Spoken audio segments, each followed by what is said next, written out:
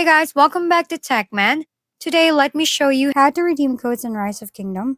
Redeeming codes in Rise of Kingdom is an easy way to claim extra rewards and boost your progress in the game. Begin by opening your profile and going to the Settings menu, located at the bottom right corner of your screen. Here, you'll see the Redeem button, marked with a gift icon. Tap it, and carefully enter your 10-character gift code, making sure it's valid and active. After submitting, a confirmation will appear if the code is successful.